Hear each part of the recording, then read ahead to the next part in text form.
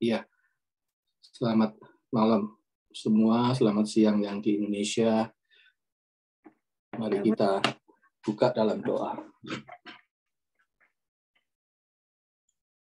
Kami bersyukur punya kesempatan bersama-sama seperti ini, Tuhan.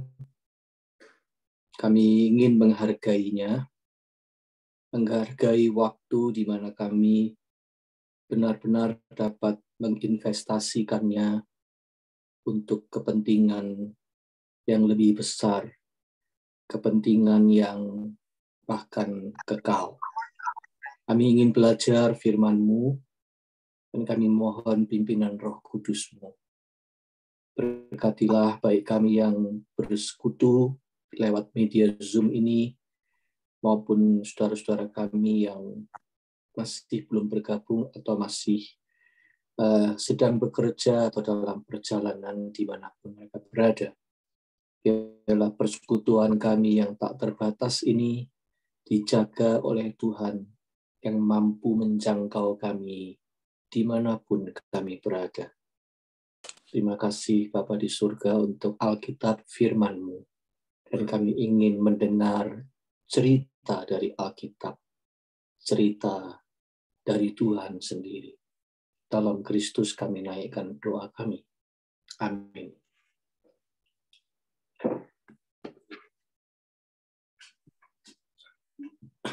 Ya, saudara-saudara, kita melanjutkan PA kita dengan seri tema Alkitab bercerita. Kali ini kita masih berkonsentrasi pada satu kitab, yaitu kitab Rut. Tetapi tema dari PA ini adalah Alkitab bercerita. Saya ingin mengajak Anda bergaul, sebetulnya ya, bergaul dengan Alkitab dengan pendekatan sebuah cerita. Nah, kita akan melihatnya dengan perlahan demi perlahan, saudara-saudara, supaya kita tahu bagaimana menghidupi sebuah cerita, terutama di dalam Alkitab. Kita mulai pertemuan ini tentang kitab Rut dengan pasal 1 ayat 1 sampai 9. Rut pasal 1 ayat 1 sampai dengan 9. Saya akan bacakan ceritanya begini. Pada zaman para hakim memerintah, ada kelaparan di tanah Israel. Lalu pergilah seorang dari Bethlehem Yehuda beserta istrinya dan kedua anaknya laki-laki ke daerah Moab untuk menetap di sana sebagai orang asing. Nama orang itu ialah Elimelech, nama istrinya Naomi, dan nama kedua anaknya Mahlon dan Kilion. Semuanya orang-orang Efrata dari Bethlehem Yehuda. Dan setelah sampai ke daerah Moab, diamlah mereka di sana.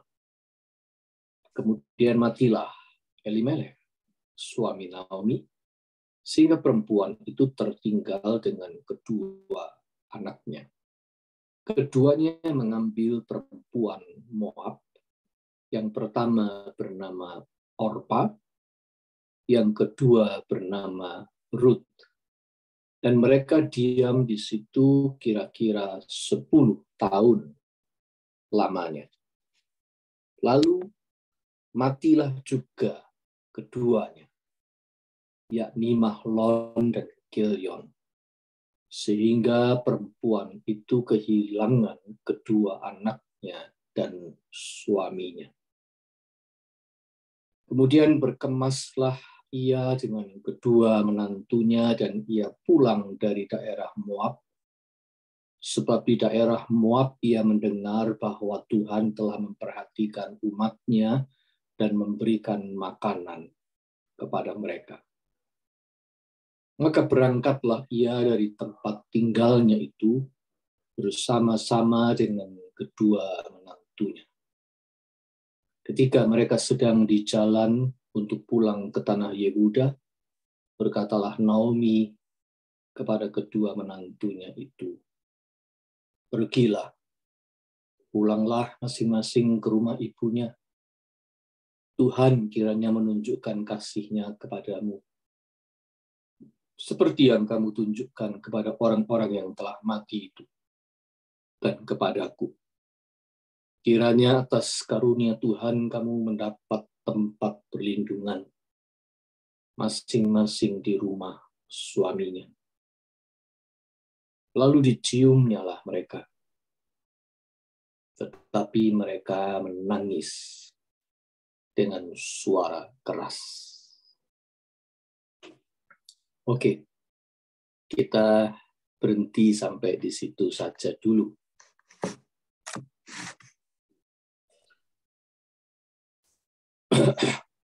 Membaca pembukaan dari cerita ini, terasa cerita ini dibuka dengan datar, mengalir cepat, ada kejadian begini, habis ini gini, habis ini gini. Sambil nama-nama orang dan nama-nama tempat disebutkan. Durasi waktunya at least 10 tahun. Tetapi itu dikalimatkan dengan cukup pendek saja. Hanya dalam beberapa kalimat. Di Alkitab kita hanya beberapa ayat. Tapi sebetulnya itu durasi yang panjang. Sepertinya pembukaan cerita ini sekedar memaparkan kepada kita kumpulan data, deretan peristiwa, tanpa penilaian, tanpa emosi. Kecuali nanti di ayat 9, ketika Orpa dan Ruth menangis dengan suara keras. Tapi sebelum itu semuanya terkesan datar saja, tanpa emosi. Padahal, saudara-saudara, episode ini sebenarnya berisi kejadian-kejadian besar yang bagi tokoh-tokoh yang menjalaninya efeknya besar. Kejadian kelaparan, kejadian kepindahan, migrasi, dan kejadian kematian. 3 kali bahkan. Kejadian-kejadian yang serentak menggebrak dan bisa mengubah hidup seseorang untuk selamanya. Ia tidak akan pernah sama lagi. Karena peristiwa kelaparan di Bethlehem, karena peristiwa besar yang menimpa mereka, mereka harus pindah dari tempat asalnya ke tempat asing dan jadi orang asing di situ.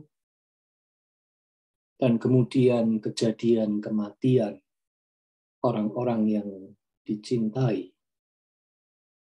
Itu kejadian-kejadian besar. Tapi kenapa diceritakan dengan singkat dan dengan datar saja? Terkesan seperti sebuah pembukaan yang dingin. Itulah yang kita baca tadi. Sebuah pembukaan yang dingin dan datar saja. Mengapa? Rupanya, saudara-saudara, justru itulah cara pencerita ini menyapa kita pembacanya di permulaan kisah ceritanya. Itu sebabnya Kamis yang lalu saya menjelaskan kepada Anda unsur-unsur cerita ya, yang perlu kita kenali sehingga kita mengenal sedikit banyak teknik-teknik bercerita yang menolong kita untuk bergaul dengan teks-teks Alkitab yang berbentuk cerita seperti ini. Nah, kembali.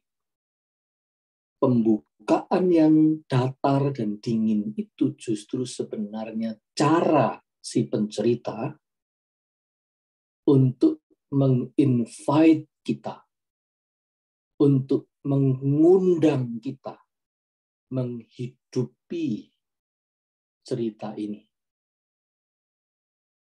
Dia bercerita tanpa emosi, sebab dia ingin membiarkan emosi itu justru timbul dan berkembang dalam hati pembacanya.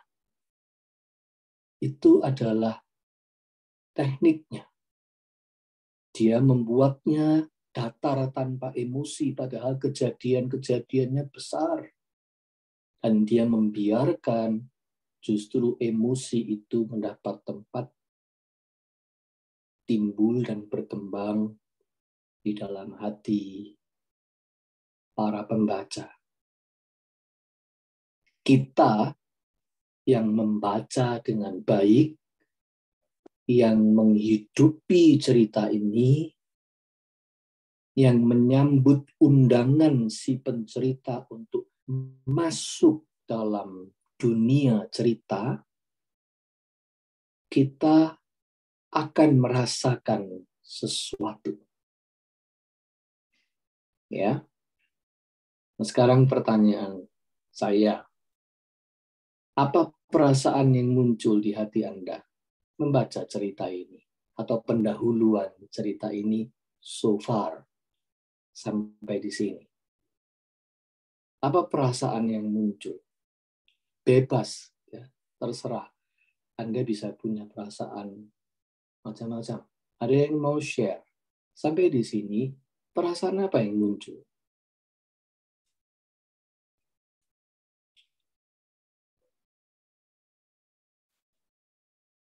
Kelihatannya si Naomi itu hidupnya apes banget, Pak. Jadi perasaannya apa, Pak? Kasihan gitu. Oke, itu yang saya maksudkan. Ya. Ada yang lain. Apa perasaan Anda membaca pembukaan cerita yang seperti ini? Saya merasa Naomi itu memutuskan cepat sekali gitu, Pak Bibi. Jadi tidak melakukan proses, memutuskan untuk meninggalkan sesuatunya kembali ke tempat tanah asalnya.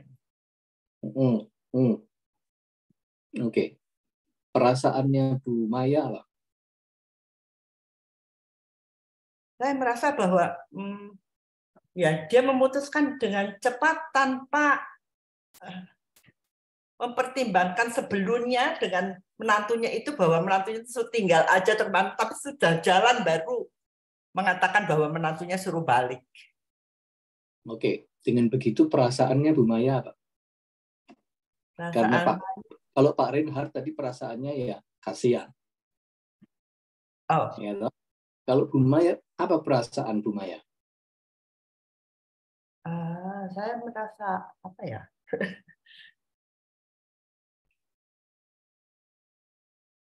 Kalau dia seorang yang rasional. Dia seorang yang rasional. Oke, itu penilaian. Penilaian, itu penilaian Ibu Maya terhadap Naomi gitu ya. Yeah. Pertanyaannya adalah apa yang kita rasakan? Karena kita sedang dipancing sebetulnya oleh pencerita ini. Dia tidak menjelaskan emosi apa-apa, dia mau membebaskan pembaca untuk punya emosinya. Anda mengerti maksud saya? Ya? Ya. Itu sebabnya pertanyaan saya lebih kepada apa perasaan Anda? Saya merasa datar aja, Pak. Merasa ikut kena datarnya. Oke. Iya. Saya mengerti. Yang lain? Iya, Bu Esther. Sedih. Sedih. Oke. Sedih, datar, kasihan. Ada lagi yang lain?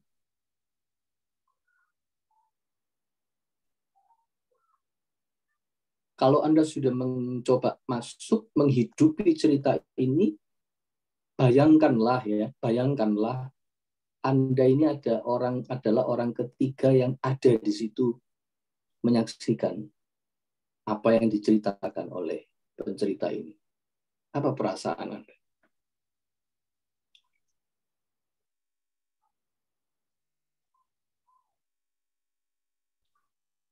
Perasaan saya sama kayak Mbak Esther, Pak Pipi, sedih.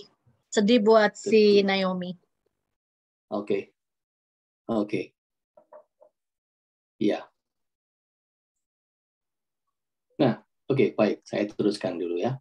Jadi memang betul, saudara-saudara, secara umum, ya, wajarnya kita sebagai pembaca akan merasa seperti apa yang Anda kemukakan tadi itu macam-macam.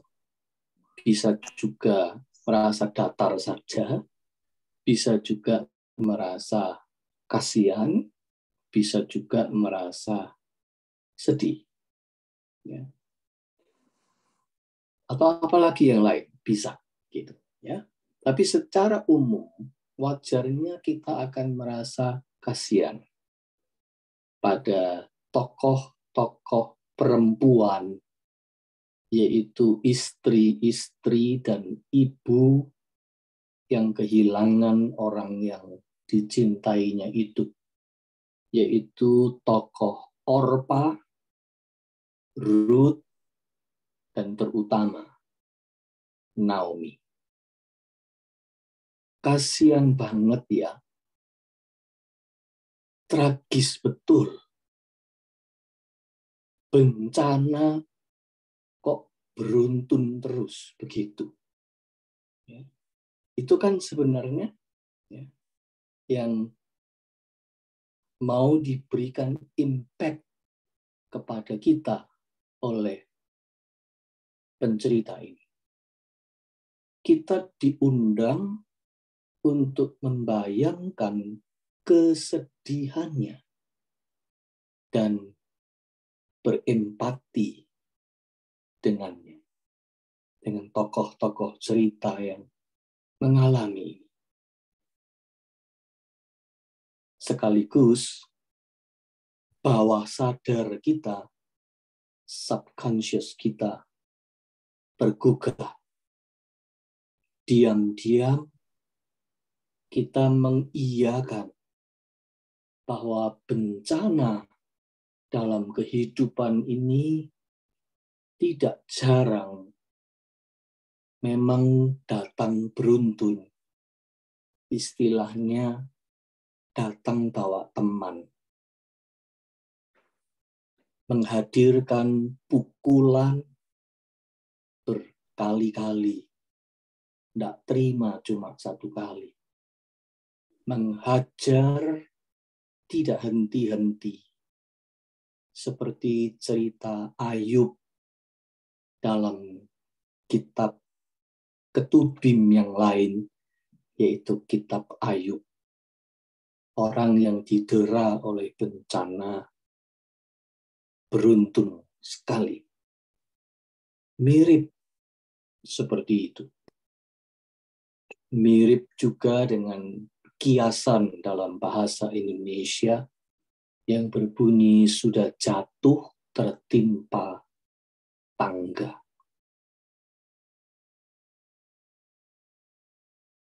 Kita dibawa pada perenungan tentang bencana itu. Nah, sesudah perasaan kita dipancing muncul, berikutnya kita dirangsang untuk bertanya. Jadi kalau kita bergaul dengan cerita Alkitab, kita memang mesti aktif bertanya. Bertanya dan kemudian berimajinasi. Kita membayangkan tokoh-tokoh yang masih hidup itu, terutama Naomi, dan kita bertanya bagaimana reaksinya atas apa yang dialaminya. Bagaimana dia bereaksi. Bagaimana dia berekspresi. Kita tidak membaca apa-apa. Kita tidak diberitahu apa-apa dalam pembukaan ini. Apa reaksi Naomi? Apa ekspresinya ketika dia menghadapi kejadian bencana beruntun itu? Maka kita pun bertanya, apa reaksi Naomi? Kok kita tidak membaca apa-apa? Dan kemudian cerita ini memberikan jawaban atas pertanyaan kita. Kemudian berkemaslah ia dengan kedua menantunya, dan ia pulang dari daerah Moab. Sebab di daerah Moab ia mendengar bahwa Tuhan telah memperhatikan umatnya dan memberikan makanan kepada mereka. Ayat 6. Ini yang tadi disinggung oleh Tante Maya sebagai terlalu cepat. Saya bisa mengerti kesan yang diperoleh oleh Tante Maya itu, karena sebenarnya kita ini menunggu apa reaksi Naomi. Dan di ayat ini, untuk pertama kalinya diceritakan reaksi Naomi. Dan untuk pertama kalinya pula, tokoh atau nama Tuhan disebut. Seakan-akan pencerita ini memang mau memberi isyarat tentang hubungan antara tokoh utama dalam cerita ini, yaitu Naomi, dengan Tuhan yang dia percayai. Bagaimana hubungan itu? Itu pertanyaan kita. Bagaimana hubungan Naomi dengan Tuhan? Bagaimana dia bereaksi terhadap apa yang terjadi dan menimpa dirinya? Itu pertanyaan kita yang belum terjawab. Kita akan lihat nanti jawabannya dalam perkembangan cerita. Tapi kita sudah mulai memunculkan pertanyaan itu. Ini caranya kita menafsir Alkitab. Bertanya. Sekarang kita kembali dulu kepada reaksi Naomi tadi yang diceritakan oleh ayat 6. Ternyata yang diceritakan kepada kita itu adalah reaksinya berupa tindakan.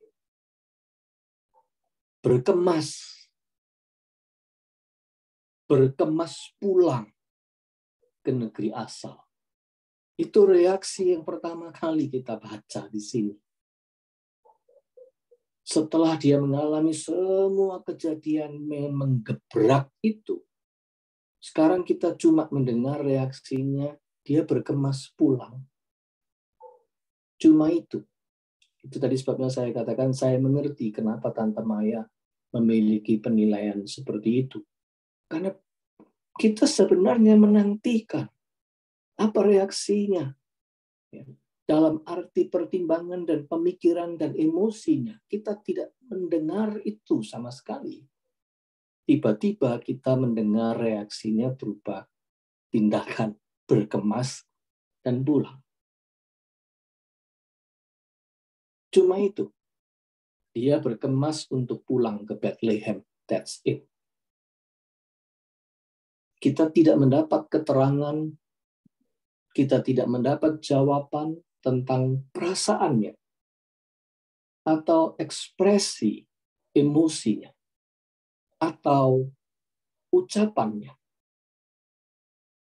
Tidak. Reaksinya hanya sebuah tindakan. Berkemas. Pulang. Naomi diceritakan di sini seperti membisu. Ngomong pun tidak. Membisu dalam duka. Membisu 1000 bahasa.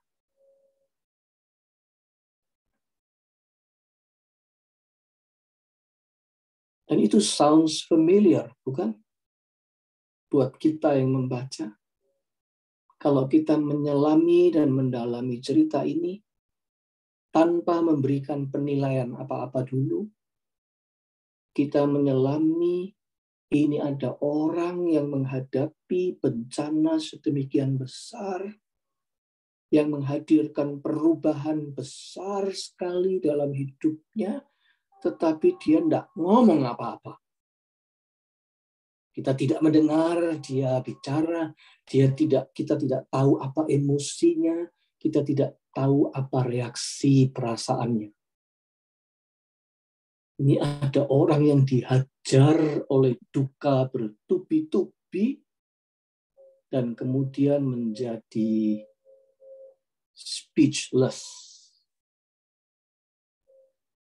Tidak tahu lagi apa yang mesti dikatakan. Sounds familiar.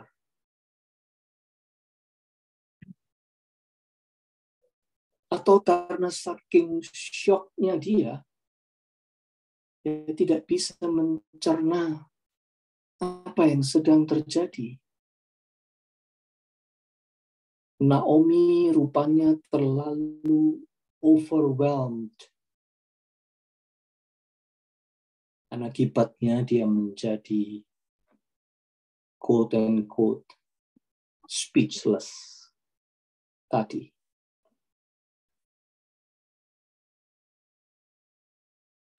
Sesuatu yang overwhelmed, saudara-saudara, kita semua tahu itu.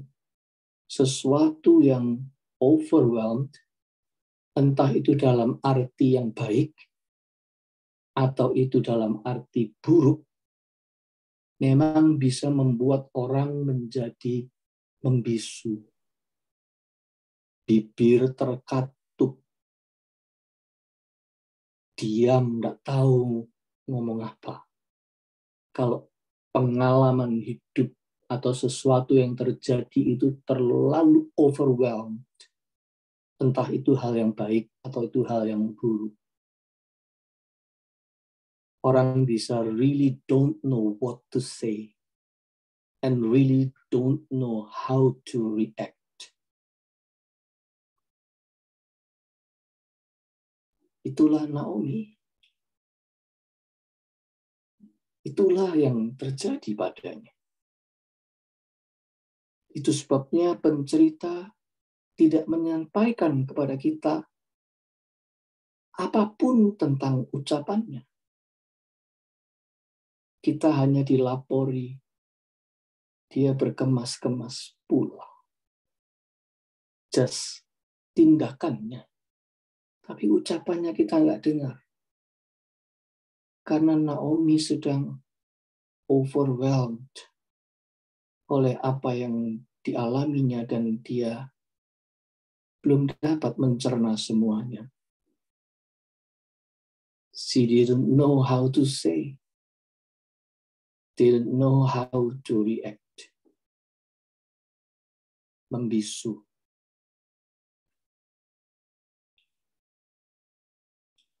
Tetapi sejujurnya kita juga tidak puas dengan jawaban di ayat 6 ini tentang reaksi Naomi yang berupa tindakan. Kita nggak puas. Sebab kita tahu tindakan Naomi pulang itu lebih disebabkan tuntutan perut. Dia mendengar kabar Bethlehem sekarang ada makanan.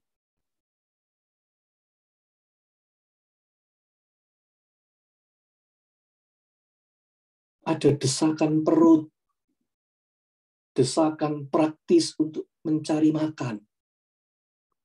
Itu sebabnya dia berkemas pulang. Mungkin ini menjawab apa yang tadi dipergumulkan oleh Tante Maya. Tante Maya memberikan respons, kok cepat banget dia memutuskan pulang. Tapi sebenarnya memutuskan untuk pulang itu selebih karena desakan perut. Itu desakan untuk mencari makan. Dia harus pergi ke tempat di mana dia bisa cari makan. Ini di negeri asing. Lebih baik dia cari makan di negeri asalnya. Itu yang menjadi pertimbangan Naomi rupanya. Sesudah para lelaki di dalam hidupnya meninggal semua.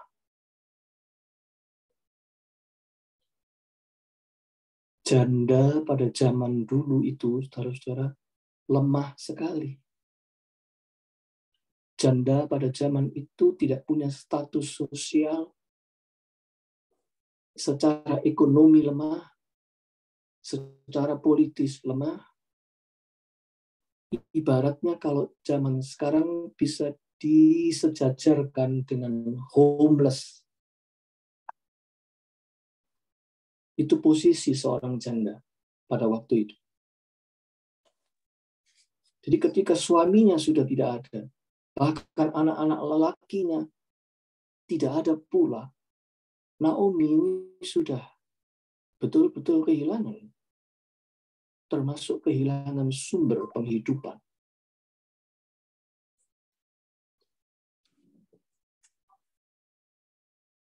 Jadi kita dibuat ngerti bahwa dia pulang memang karena tuntutan perut. Tetapi tetap itu tidak menjawab. Kita masih ingin tahu lebih jauh tentang reaksi Naomi. Kediamannya justru membuat kita kian penasaran. Ingin tahu. Apalagi tadi kita sudah diberi hint tentang hubungannya dengan Tuhan. Kita mau bertanya bagaimana dia bereaksi terhadap Tuhan. Dan itu tidak diceritakan sampai sejauh ini. Sama sekali. Dan kita masih menunggu. Jadi cerita ini menarik. Membuat kita masih tetap menunggu jawaban apa reaksi Naomi yang sebenarnya. Kalau berkemas pulang, itu tuntutan perut. Itu bukan reaksi yang kita ingin tahu selama ini. Nah, sementara kita sebagai pembaca menunggu jawaban itu, Naomi dalam cerita ini seperti sedang diberi waktu untuk mencerna kejadian yang menimpanya itu.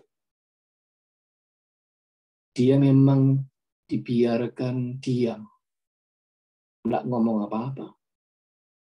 Dan pencerita seperti memberi dia waktu. Sekaligus memang perjalanan pulang dari Moab kembali ke Bethlehem itu memerlukan waktu. Perjalanan itu kira-kira sejauh 70 sampai 100 mil ke selatan. Dan itu butuh waktu perjalanan kira-kira 1 minggu. Walaupun akhirnya Naomi bicara, itu tentu disebut di tengah jalan. Ya mungkin belum jauh dari situ. Ya, kita tidak tahu persis di mana, tetapi at least Naomi punya waktu. Seakan-akan pencerita ini hendak berkata kepada kita, please give her space, give her time.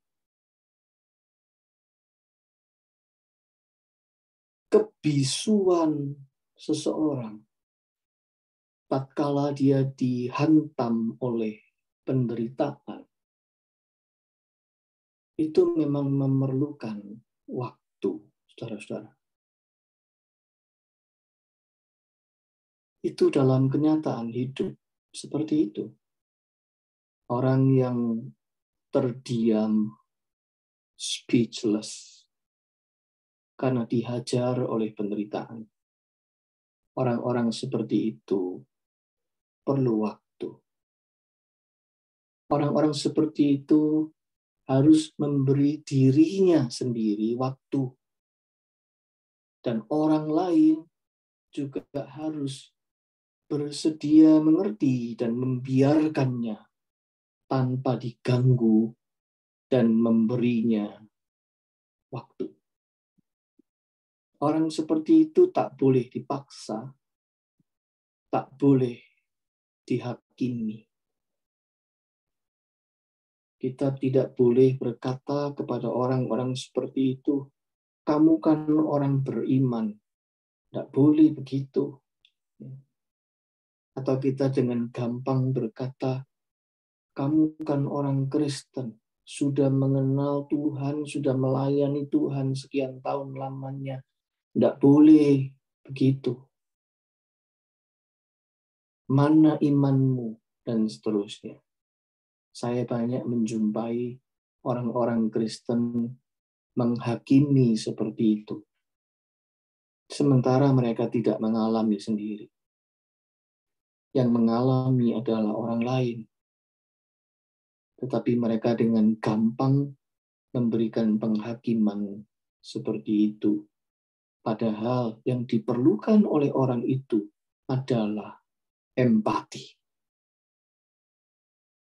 Yang dibutuhkan oleh orang-orang seperti itu adalah perasaan dimengerti. Walaupun sebenarnya tidak ada orang yang benar-benar bisa mengerti yang mereka sedang jalani dan yang mereka sedang rasakan. Tidak ada. Tetapi toh mereka tetap membutuhkan perasaan dimengerti. Mereka membutuhkan empati. Dan memberi waktu itu adalah bagian dari kita berempati. Kalau dia perlu waktu untuk bersedih, kalau dia perlu waktu untuk berdiam diri, tidak bisa ditanyai apa-apa, tidak mau pergi kemana-mana, banyak mengunci diri di rumah, banyak tidak mau bergaul dan tidak mau terima telepon, dia membisu, karena dia butuh waktu.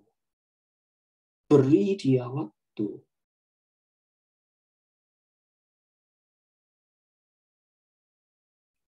Naomi dibiarkan membisu dan dibiarkan takes time untuk itu. Menarik.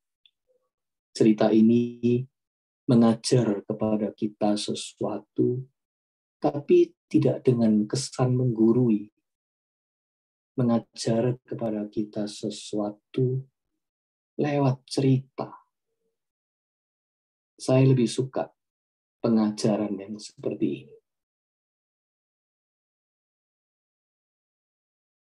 Selang beberapa saat, kebisuan Naomi sedikit terpecahkan. Di ayat 7b sampai 9a, kita membaca begini.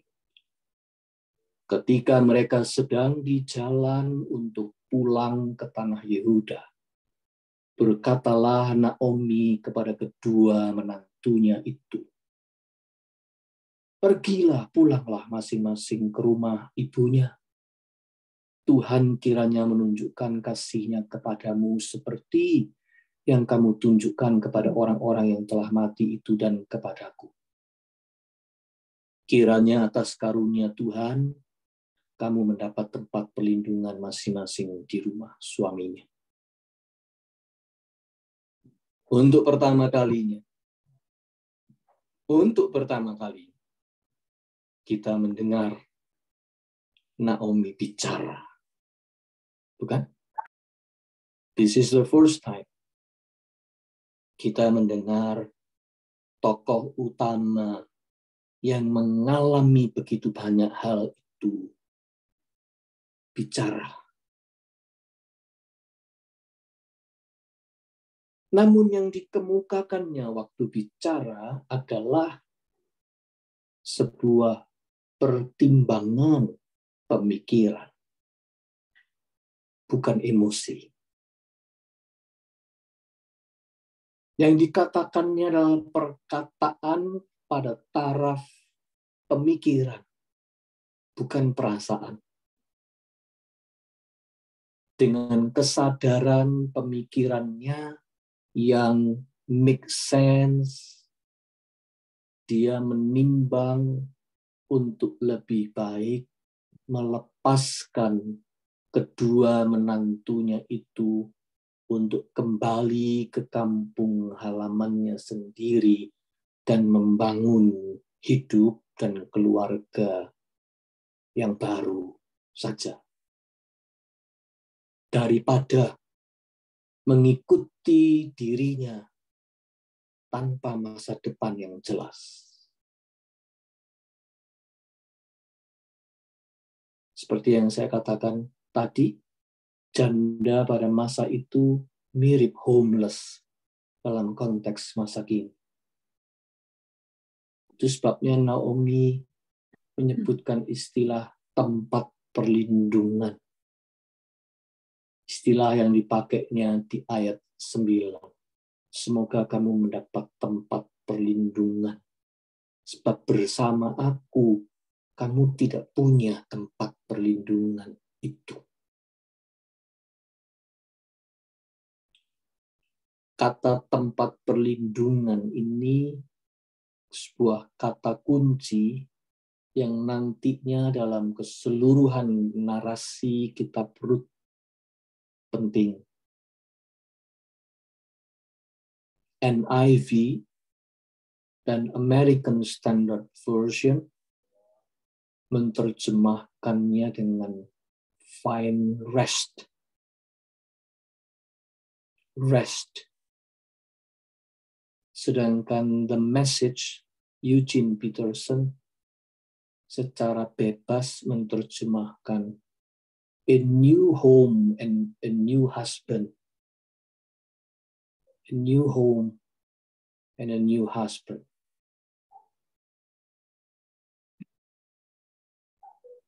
Ucapan Naomi yang memecah kesunyian itu terdengar bijaksana. Dia tidak menunjukkan keegoisan atau selfishness sama sekali. sebagai seorang yang sedang digempur oleh penderitaan, dia justru terkesan tidak selfish sama sekali. Dia tenang, dia rasional, dia berwibawa. Dia justru memikirkan nasib kedua orang menantunya itu.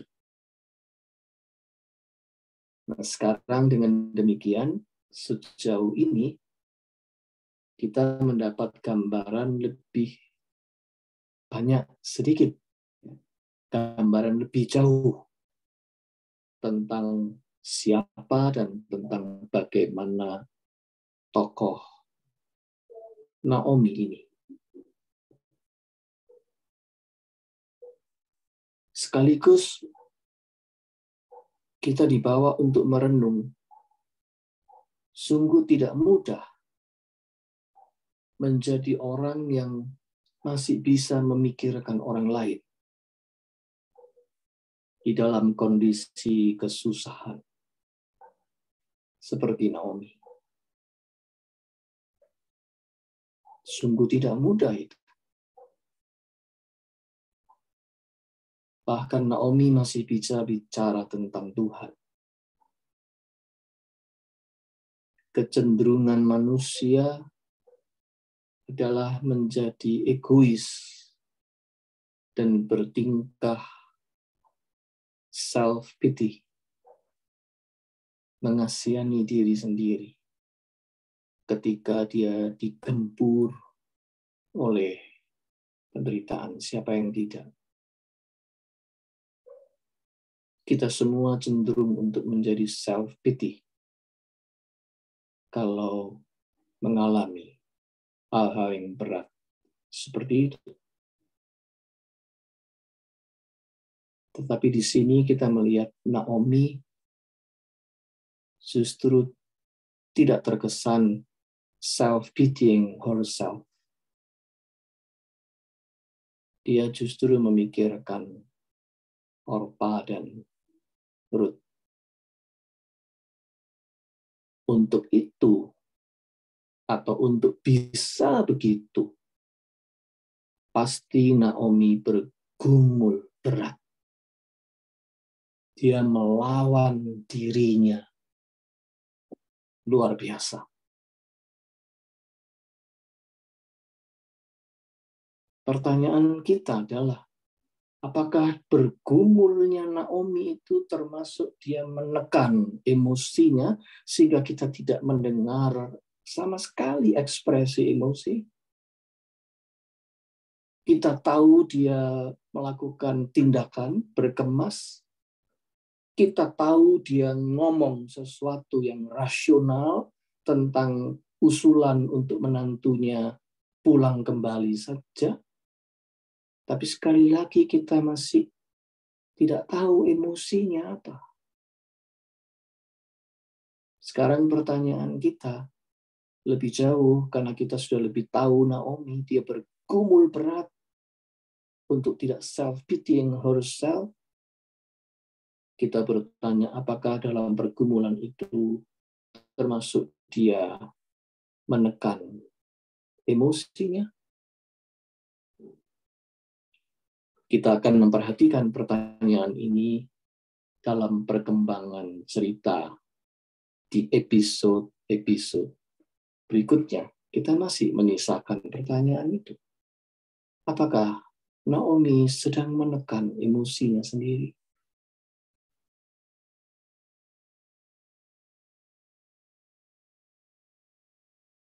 Namun sampai di sini, saudara-saudara, pencerita memberi isyarat saja kepada kita sebagai pembaca bahwa memang ada semacam katup penutup emosi yang memang selama ini masih tertutup. Ada katup emosi yang sedang tertutup sejauh ini yang memang masih tertutup. masih tinggal misterius. Tapi akhirnya sebagian dari katup emosi yang tertutup itu sudah mulai jebol atau bocor juga. Sehingga episode ini ditutup oleh sang pencerita dengan dramatisasi seperti ini. Lalu diciumnyalah mereka, tetapi mereka menangis dengan suara keras. Baru kali ini ada emosi. Baru kali ini diceritakan meletupnya sesuatu yang emosional. Padahal kejadian-kejadian yang terjadi itu sebenarnya pantas mengundang reaksi emosional. Tapi nggak ada sejauh ini. Ada semacam katup yang menutup emosi itu. Tapi sekarang pencerita menceritakan kepada kita ada yang jebol juga. Episode ini ditutup dengan jebolnya katup emosional itu pada pihak Orpa dan Ruth. Menangislah mereka dengan keras. Oh, bukan hanya hujan air mata deras, tetapi juga suara tangis yang keras.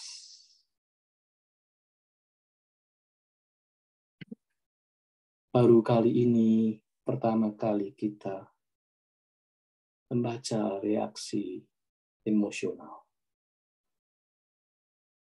Tetapi sebagai pembaca, kita justru merasa lebih quote-unquote lega. Kita merasa lebih wajar. Di dalam cerita ini ada emosi. Itu lebih wajar. Di dalam permulaan cerita yang dingin dan datar ini, sekarang muncul sebuah ekspresi emosional yang sewajarnya. Walaupun itu tidak berasal dari tokoh utama cerita ini. Itu emosi yang jebol dari Orpa dan Ruth saja. Oh, tentu saja kita boleh membayangkan mereka bertangis-tangisan, jadi Naomi juga nangis, gitu ya.